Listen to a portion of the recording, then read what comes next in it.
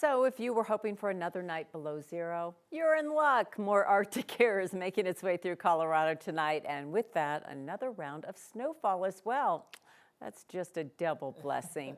That's why we've declared another weather impact day. Good evening, I'm Kim Christensen. And I'm Mark Salinger. It has been a cold couple of days, and we have team coverage for you tonight. Spencer Soisher is checking out the roads. Chief Meteorologist Kathy Sabin is keeping a close eye on the forecast. But we want to begin this evening with meteorologist Corey Reppenhagen out in the elements in our valley.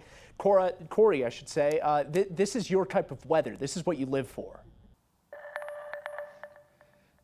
Yeah, you know, Mark, I'm not too afraid of a good polar vortex every once in a while. And this, you can see the snow starting to come in here. It's pretty light here at the North Arvada Weather Bureau, also known as my patio. But this is just the very front of the second wave of cold Arctic air that's coming in. So this snow, pretty light stuff, obviously not going to have a huge impact, but even 1 inch of this snow could be a big impact. But as far as the cold, that is where this storm will likely be remembered. Let's take a look at some of the statistics or the data that we've collected so far over this storm. Now, it does look like we're going to warm up above freezing on Tuesday, which would mean we'll be right around there 92 consecutive hours below freezing, because we dropped below freezing Friday at about 3 o'clock. As far as the cold temperatures, we've already seen a -11, that was this morning, -30 wind chill, that was this morning. The snow, we were kind of thinking it was going to be around 3 to 6 inches. We've already seen 3 to 4 inches in Denver. Add another inch tonight, and we could be solidly in that zone there for Denver. But will be remembered in history? Those statistics there probably won't stand out in the record book, but take a look at these records that are potential. So we had -10 on Saturday, -11 this morning.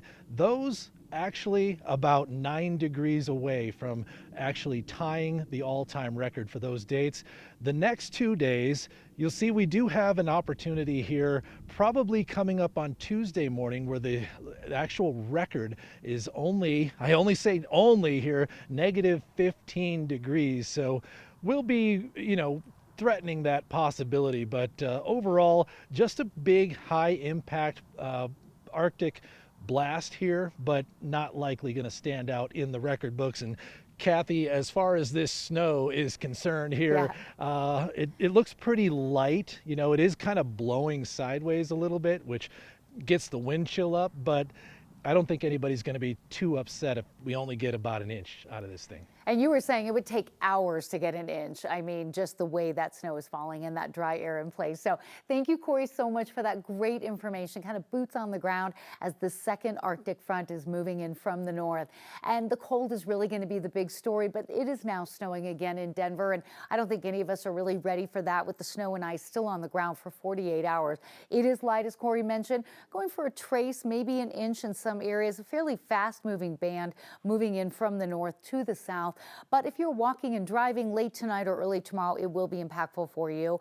We're under a cold weather advisory, dangerous wind chill values, something we'll be talking about tonight, tomorrow, and Tuesday before we finally break out of this pattern. And we're now at 11 degrees in Denver, but the winds picked up just a little bit. So we're watching that closely, because wind chill values now coming down into the single digits, and for some areas falling below 0. And that will definitely be a trend. So we're under a cold weather advisory through Tuesday morning. The areas in green, that is an extreme cold watch. Some of the wind chill values in western Colorado and southeastern Colorado, Kim and Mark, could go to 50 below 0.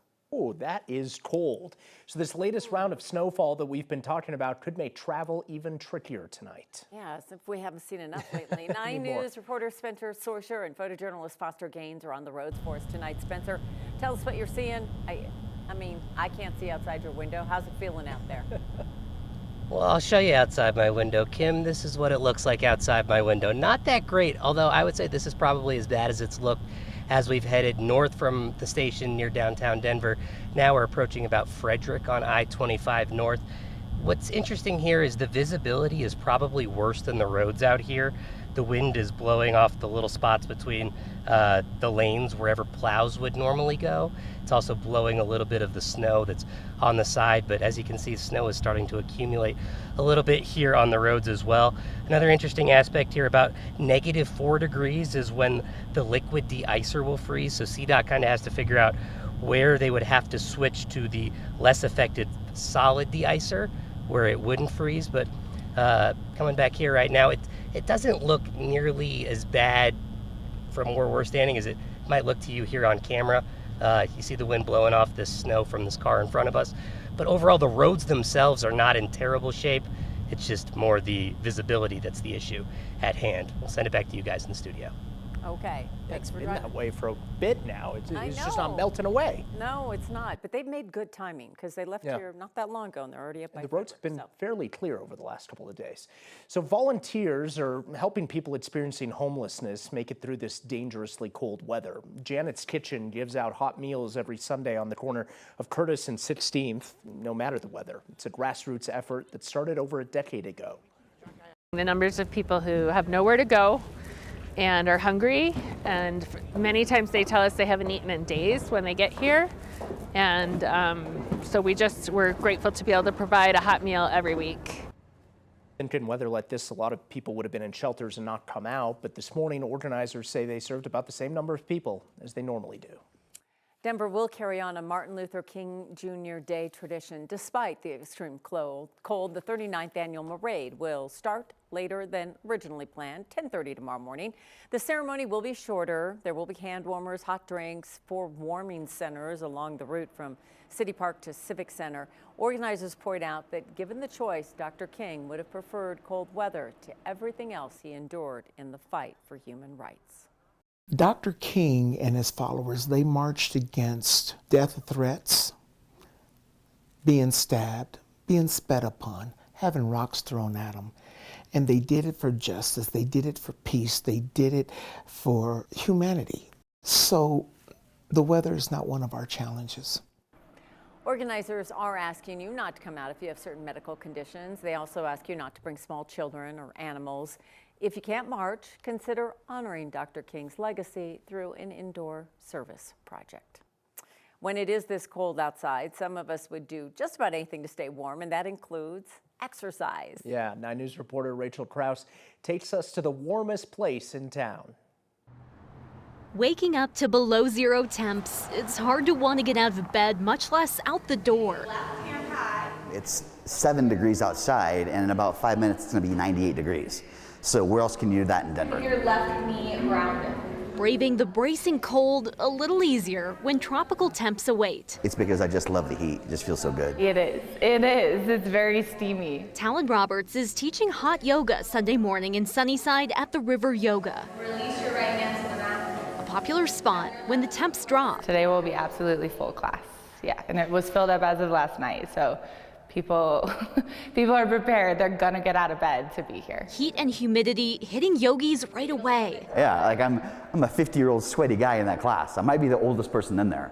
And so I'm constantly sweating, constantly afraid I'm gonna drip on somebody else's mat. How's your day going? Where one class ends, What's your first name? another is heating up. Yes. Oh my gosh. Yeah, I don't like the cold at all.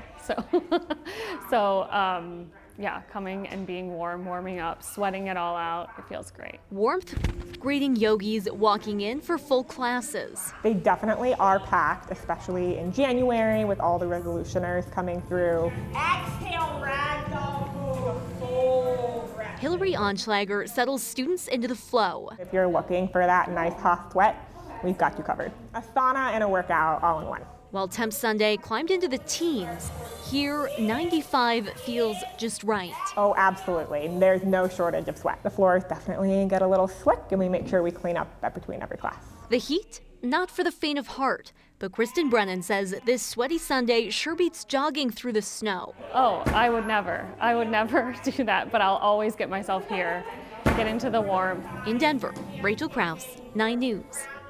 Kind of like just sitting in a hot tub, just a hot room. Yeah.